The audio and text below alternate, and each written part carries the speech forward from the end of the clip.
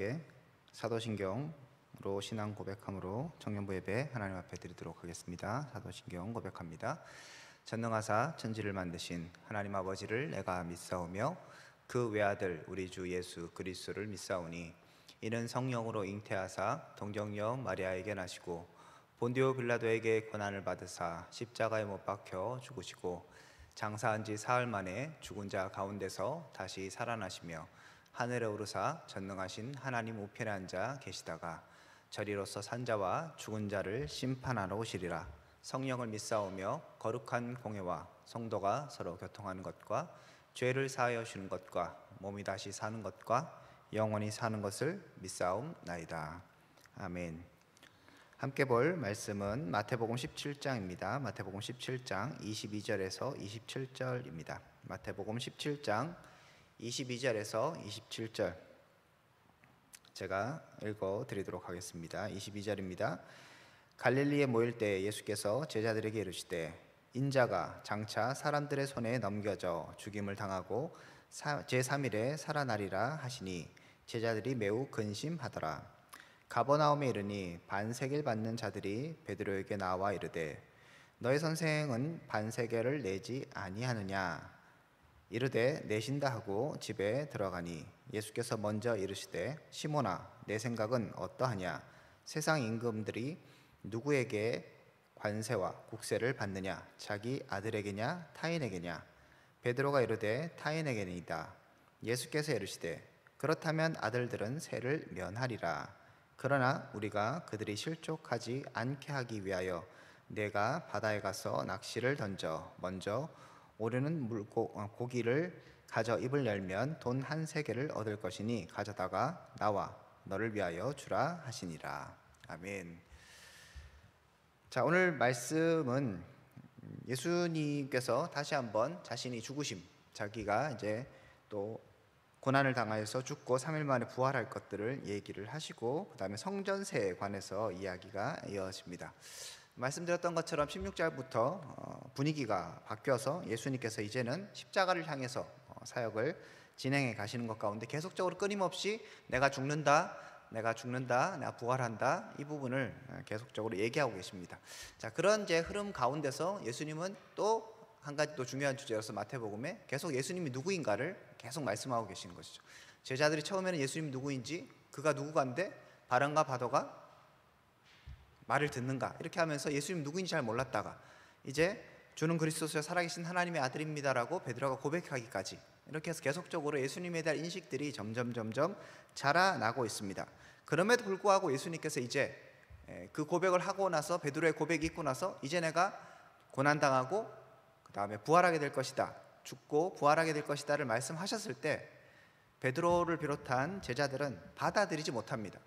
예수님이 하나님의 아들인 것에 대해서 인식을 했지만 그 인식이 예수님의 죽음 부활까지 이어지지 못하는 것이죠.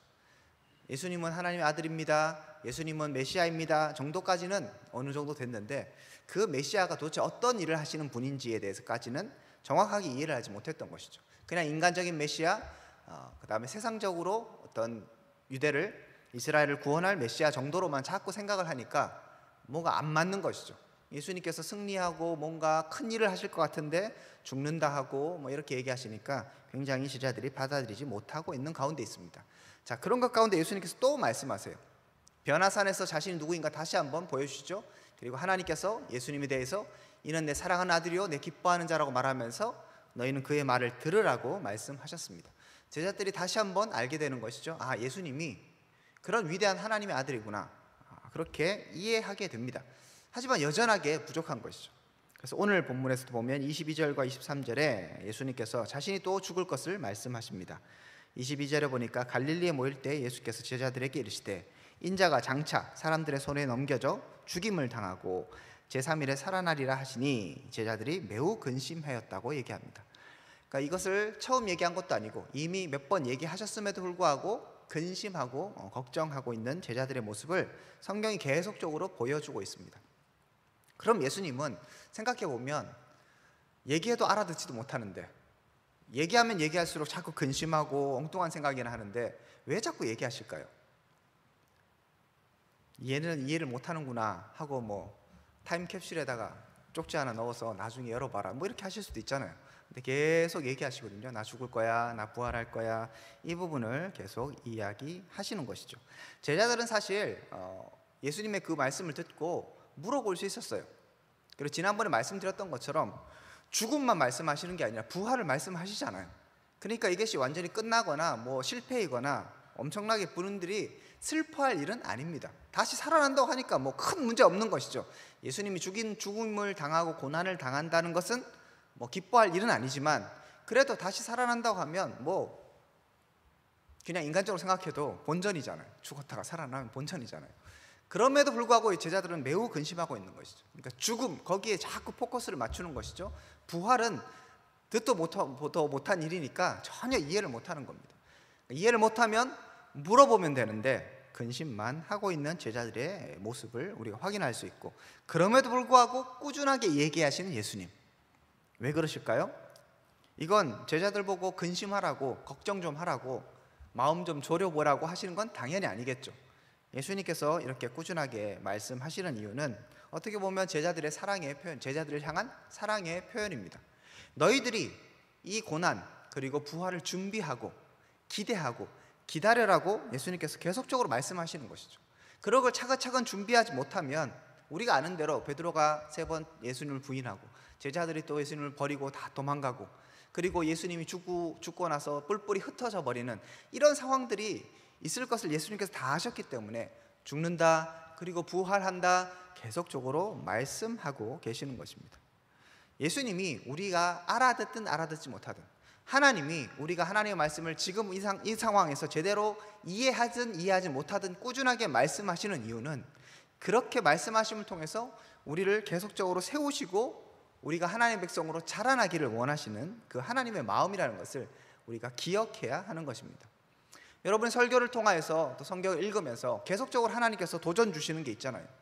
기도해라, 말씀 봐라, 순종해라, 이런 것들이 때로 들으면 되게 부담될 수 있어요. 자꾸 그런 거 얘기하시는, 제자들처럼 매우 근심하고 뭐 이걸 어떻게 해야 되나 잘 이해가 안 되니까 모르겠다고 넘어갈 수 있는 것이죠. 근데 예수님께서 끊임없이 우리 가운데 계속적으로 말씀하시는 이유는 알아야 하기 때문이기 때문에 말씀하시는 것이죠. 이해하지 못하면, 그것을 제대로 이해하지 못하면 큰 실패를 겪게 되기 때문에 예수님께서 계속적으로 말씀해 주시는 것입니다. 그러므로 우리는 이 제자들의 모습을 보면서 타산지석으로 삼아서 하나님 우리 가운데 말씀하신 그 말씀, 때로는 여러분들이 이해하지 못할 때도 있고 때로는 부담으로 다가올 때도 있고 때로는 주의 말씀을 듣고 근심할 수도 있지만, 거기에 머무르면 되는 것이 아니라 하나님의 뜻이 무엇인가를 더 알려고 적극적으로 노력하고 기도하고 하나님께 매달리는 자세가 필요합니다. 모르겠다, 근심이다, 이렇게 하고 넘어가는 것은 올바른 하나님의 백성의 태도가 아닌 것이죠. 모르면 물어보고 모르면 알아보고, 그리고 하나님의 말씀에 대해서 더 순종하려고 노력하는 그런 우리들이 되어야 합니다. 자, 예수님께서 이렇게 말씀하신 후에 가버나움에 가셨고요. 거기에서 24절에 보니까 반세계를 받는 사람들이 베드로에게 어떤 이야기를 합니다. 이 반세계라는 것은 성전세를 의미합니다. 성전을 운영하기 위해서 세금을 받았어요. 반세겔인데 이거는 성전에만 통용되는 그런 그 통화 단위입니다. 그래서 이것을 받는 뭐 의무를 가진 사람이 있었겠죠. 그 사람이 베드로에게 얘기하는 거예요. 너의 선생은 반세겔을 내지 않느냐라고 물어봅니다. 갈릴리가 아마 가버나움 갈릴리거든요. 예수님이 원래 활동했던 무대, 사셨던 곳이니까 이제 예수님이 그쪽에 계시니까 그 지역을 담당하는 반세겔 받는 사람이 예수님이 반세겔을 자꾸 안 내는 것 같아서 물어보는 거죠. 야, 그 유명한 예수님인데 반세겔 자꾸 안 내면 되겠냐? 이러면서 어떻게 너의 선생은 반세겔 내지 않느냐라고 물어봅니다. 그런데 베드로가 역시 또 나서기의 일인입니다. 예수님께 묻지도 않고 내신다 이렇게 얘기해버립니다. 그죠? 25절에 보니까 이르되 내신다 하고 집에 들어갔다라고 얘기합니다. 아마 당연히 내야 되는 것이기 때문에, 유대인이라면 뭐 내야 되는 거기 때문에 여기 안 낸다 이렇게 얘기하기도 하고, 그러니까 그냥 낸다 돈 갚아라 하면 줄게 약간 그런 느낌으로 얘기하고 집으로 확 와버린 것 같아요. 예수님께서 이 사실을 이미 아셨습니다. 그래서 25절에 예수께서 먼저 이르시되 시몬아 내 생각은 어떠하냐? 세상 임금들이 누구에게 관세와 국세를 받느냐? 자기 아들에게냐 타인에게냐? 이런 질문을 베드로에게 던집니다. 그러니까 베드로가 지금 걱정이 있겠죠. 반세계를 낸다고는 얘기했는데 예수님이 정말 낼지 안 낼지는 잘 모르겠고, 이거 괜히 또 낸다 했다가 내가 덮어 쓰는 거 아닌가 싶기도 하고, 혼날 것 같기도 하고, 어떻게 해야 되지? 어떻게 말을 꺼내야 되지? 이런 이제 생각을 갖고 있는데 예수님께서 먼저 얘기하십니다. 그리고 네 생각이 어떠냐라고 물어보시죠. 그러니까 이렇게 말하는 것은 베드로가 그냥 생각을 한번 해보면 너무나 쉽게 알 수 있는 말씀의 적용이라는 것을 우리가 볼 수 있습니다. 그래서 예수님께서 물으시는 것은 이것이죠. 임금이 국세, 세금을 들을 때 타인에게 받느냐 아들에게서 받느냐, 이 질문이었습니다. 당연히 누구에게서 받겠습니까? 아들에게 받는 게 아니겠죠, 그죠? 타인에게 받는 것입니다. 그래서 예수님께서 26절에 이르시되 그렇다면 아들들은 세를 면하리라 라고 얘기합니다. 자, 바꿔 얘기하면 이런 것이죠. 예수님이 하나님의 아들입니다. 이미 변화산에서 그들이 다 들었어요. 그리고 베드로도 스스로 주는 그리스도시여 하나님의 아들입니다라고 고백했습니다. 예수님은 하나님의 아들인 것은 분명해졌죠. 성전세입니다. 성전은 하나님이 계신 곳의 상징이죠. 그 하나님을 위하여서 돈을 내는 성전세입니다. 하나님의 아들이니까 성세를 낼 필요가 있다 없다? 없는 거죠, 그죠? 그래서 베드로에게 간단한 질문을 통해서 나는 성전세를 낼 필요가 없어라고 얘기하십니다. 또 특이한 것은 예수님께서 그냥 아들이, 그러니까 내가 성전세를 내지 않아도 된다 이렇게 얘기하신 것이 아니라 아들들은 세를 면하리라고 얘기해요. 그러니까 이 아들들이라는 거니까 복수잖아요. 베드로도 포함되는 거예요. 다시 말하면 하나님의 백성은 하나님의 아들인 것이죠. 그렇기 때문에 굳이 성전세를 내지 않아도 된다라고 말씀하시는 것입니다. 여기까지 하면 이제 되게 문제가 좀 복잡해집니다. 왜냐하면 성전세를 내는 사람은, 거두는 사람은 내라고 얘기했고 베드로는 낸다고 얘기했고, 이제 좀 곤란하게 된 것이죠. 근데 예수님께서 거기에서 그치지 않고 다시 한번 말씀을 이어가십니다. 27절에 보면 우리가 그들이 실족하지 않게 하기 위하여 내가 바다에 가서 낚시를 던져 먼저 오르는 고기를 가져 입을 열면 돈 한 세겔을 얻을 것이니 가져다가 나와 너를 위하여 주라 라고 말씀하십니다. 예수님께서는 원래 이 성전세를 낼 필요가 없다는 것을 분명히 하십니다. 나뿐만 아니고 하나님의 백성은 그렇게 할 필요가 없다고 얘기하십니다. 하지만 그러나 오해를 받을 수 있기 때문에 그들이 실족하지 않기 위해서 성전세를 내라고 얘기하는 사람은 예수님이 누구인지 몰라요. 그냥 뭐 선지자 정도로, 좋은 분, 랍비 정도로 생각하는 것이죠. 랍비니까 당연히 의무를 다해야 된다고 생각했기 때문에 야, 너네 선생님은 돈 안 내냐? 물어보는 것이죠. 자, 그런 사람들에게 오해를 낳고 그 다음에 실족하지 않게 하기 위해서 예수님은 성전세를 내십니다. 자, 그런데 또 특이한 것은 그러면 그냥 내면 되잖아요. 그런데 또 이 내는 방법을 되게 특이하게 하십니다. 낚시해서 물고기가 오르면 그 물고기 안에 이제 딱 보면 돈 한 세겔이 있으니까 반 세겔이니까 너하고 나 한 세겔을 해서 이렇게 줘라라고 말씀하십니다. 예수님께서 뭐 돈이 없으실 수도 있어요. 그러면 뭐 빌릴 수도 있고요. 그리고 다른 성경에 보면 가룟 유다가 이제 돈꾀를 맡았다고 얘기하잖아요. 그래서 돈을 이렇게 훔쳐갔다고 얘기하잖아요. 그러니까 구제금들이 아마 예수님한테 있었을 거예요. 그런 걸로 내면 됐을 텐데 예수님께서 굳이 이 돈 내는 걸 기적적인 방법으로 하게 하십니다. 그러니까 이것도 굉장히 특이한 것이죠. 내면 그냥 내면 되는데 또 베드로 보고 저기 가갖고 낚시를 해갖고 얼마나 베드로 귀찮아요. 물론 어부 출신이지만 낚시하러 가서 낚시를 던져서 또 이렇게 걷어내서 그리고 그 입을 막 벌려서 또 건져내서 또 가서 주고 되게 귀찮은 일들을 예수님께서 시키십니다. 오늘 이 말씀을 통해서 우리가 몇 가지를 좀 생각해 볼 수 있는데요. 일단 기본적으로 계속적으로 말씀드렸던 것처럼 예수님이 누구인가, 이게 계속적으로 중요한 사실입니다. 성전세를 내지 않아도 된다. 왜 안 내도 된다는 것이죠? 아들이니까, 하나님의 아들이니까, 하나님이시니까 성전세 낼 필요 없다고 얘기하시는 것이죠. 끊임없이 제자들에게, 베드로에게 나는 하나님의 아들이야, 이걸 좀 깨닫고 정신을 차려. 왜 자꾸 내가 죽고 부활하고 이런 거에 있어서 인식을 못하니? 하나님의 아들이라면 부활도 당연히 할 수 있는 것인데 거기까지 미치지 못하는 거예요. 그리고 예수님은 그냥 인간적인 어떤 메시아라고만 생각하니까 죽으면 끝이라고 생각하는 것이죠. 아니, 부활을 자꾸 얘기하는데도 근심하고 걱정하는 겁니다.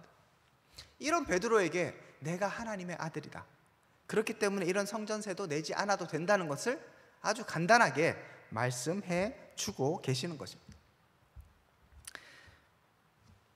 베드로는 여전히 알지 못하죠. 제가 몇 주째 계속 얘기하는 것입니다. 우리가 예수님을, 우리가 하나님을 어떤 분으로 인식하는가 정말 중요합니다. 말로는 그냥 하나님의 아들, 구원자, 하나님은 전지전능, 무소부재, 이런 얘기를 할 수 있지만 그게 정말 나와 무슨 상관이 있으며 그 하나님이 내 삶에서 제대로 역사하고 임재하고 일하고 운행하고 계시는가, 이것은 분명한 차이가 있는 것이죠. 우린 주님이 누구인가 제대로 인식할 필요가 있습니다. 내가 주님을 인식하고 내가 주님의 뜻이 무엇인가를 제대로 알 때에 주님이 우리에게 말씀하시는 그 말씀이 근심이 아니라 기쁨이 되는 것이죠. 아, 주님께서 죽으시지만 부활하시는구나. 역시 세상 사람들이 예수님을 죽이려고 하지만 결국 예수님께서 승리하시는구나. 이런 것들을 기대하며 기다릴 수 있는 것인데, 그 예수님이 누구인가를 제대로 인식하지 못하니까 주님의 말씀, 주님의 경고가 계속적으로 부담, 근심, 걱정으로 다가오게 되는 것입니다. 주님을 알아야 합니다. 성경 몇 구절 외우는 것이 중요한 것이 아니죠. 정말 여러분의 삶 가운데 하나님이 어떤 분인가를 인식해야 하는 것이죠. 그리고 머리로만의 그 하나님이 아니라 적용되고 그 하나님이 우리 삶 가운데 뿌리 깊게 박히는 그 하나님이 되어야 됩니다. 이것이 오늘 말씀의 또 한 중요한 부분이에요. 예수님께서 간단한 질문을 통해서 얘기해 주시죠. 자, 난 하나님의 아들이야. 세상적으로 봤을 때도 아들에게 세를 받는 건 없어. 자, 성전세지? 나 하나님의 아들이야. 성전세 내도 돼, 안 내도 돼? 너무 몇 가지만 생각해 보면 간단하게 결론 낼 수 있는 일인 것이죠. 근데 베드로는 아까 뭐라고 얘기했습니까? 성전세 내라 하니까 낸다, 이렇게 얘기하잖아요. 뭐예요? 이게 막 어떻게 보면 되게 어려운 것 같고, 이런 거 생각하려면 성전세를 내야 되나 안 내야 되느냐 막 금식하며 기도하면서 주님 말씀하여 주십시오, 내가 어떻게 해야 됩니까? 이렇게 할 게 아니라는 것이죠. 내가 하나님이 누구인가를 알면, 조금만 생각하면 그냥 이렇게 해야 되는구나, 금방 알 수 있는 일을 우리는 사실 너무 어렵게 생각하는 것이죠. 그래서 하나님께서 이미 우리에게 말씀하신 그 말씀을 제대로 삶 가운데 적용하지 못하고 살아갈 때가 너무 많습니다. 오늘 이 말씀을 통해서 우리가 돌아봐야 하는 것은, 나는 하나님의 말씀을 제대로 적용하며 살고 있는가? 머리로만의 하나님의 말씀이 아니라 그 원리가 정말 내 삶 가운데 제대로 운행되고 있는가, 여러분이 이해하셔야 되는 겁니다. 제가 한 번씩 말씀드리잖아요. 하나님 우리의 기도를 들으시는 분이시죠? 그럼 여러분이 기도하면 하나님께서 들으신 겁니다. 내가 느껴지든 느껴지지 않든 상관이 없어요. 내가 믿음으로 기도하면 하나님은 우리의 기도를 들으십니다. 그런데 기도하고 어떻게 합니까? 또 걱정하죠.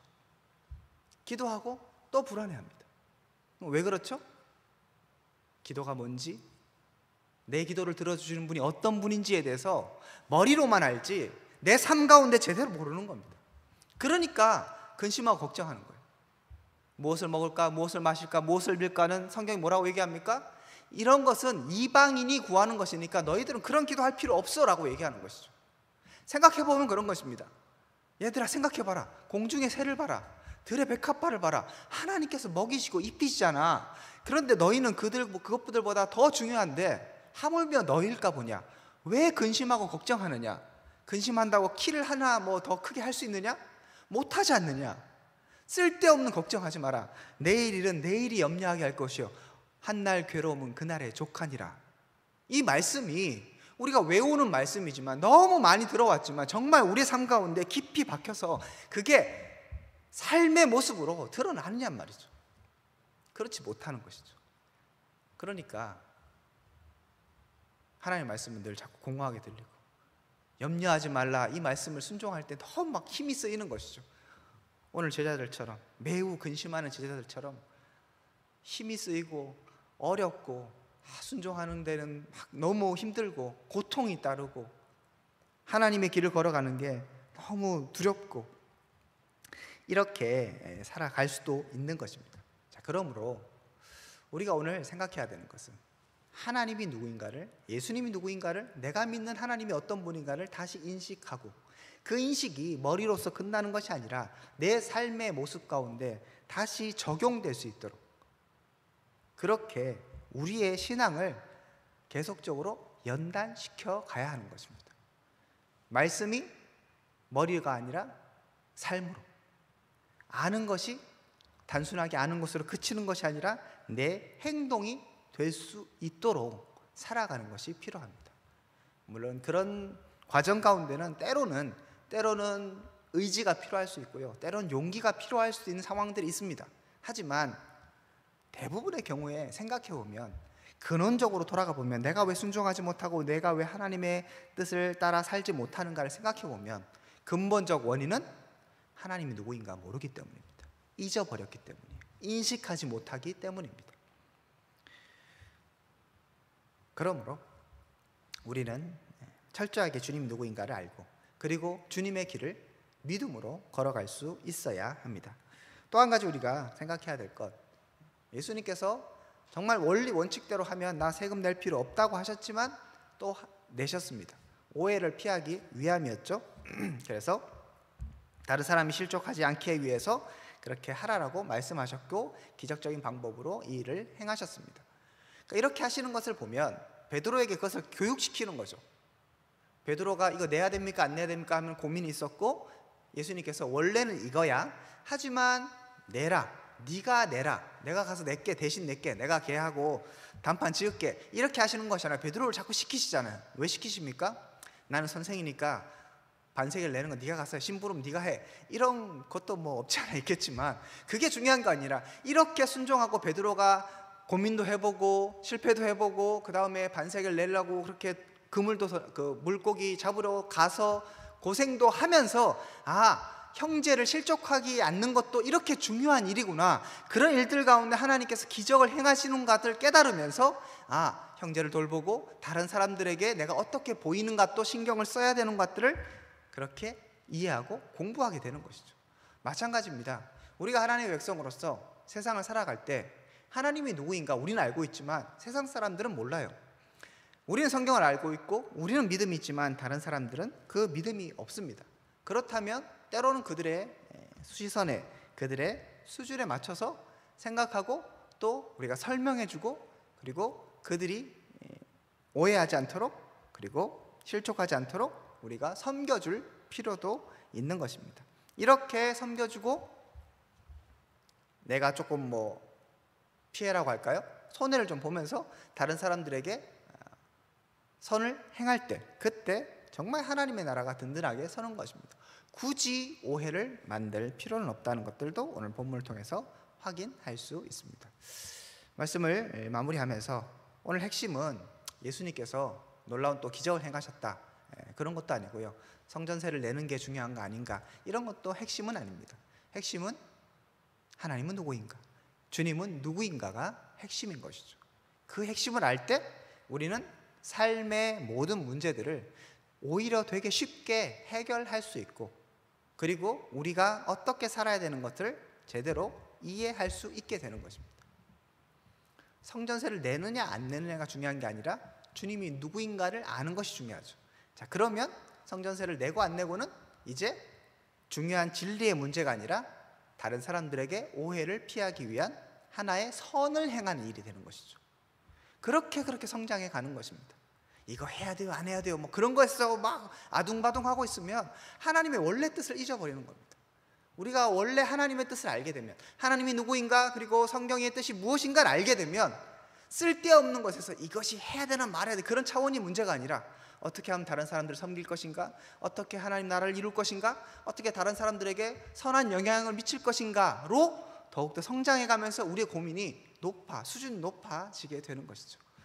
우리 청년부가 그렇게 수준이 날마다 성장해가고 높아지는 은혜가 있을 수 있기를, 특별하게 여러분의 삶 가운데, 저와 여러분의 삶 가운데 주님이 누구인가 다시 한번 인식되며 그분과 함께 믿음의 길을 걸어가시는 여러분 될 수 있기를 주님의 이름으로 축복드립니다. 기도하겠습니다.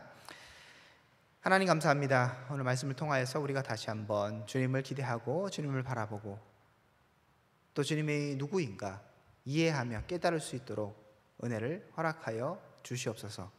또한 성숙한 그리스도인으로서 사람들을 섬기며 사람들에게 선한 영향력을 미칠 수 있는 우리 한 사람 한 사람 될 수 있도록 함께하여 주시옵소서.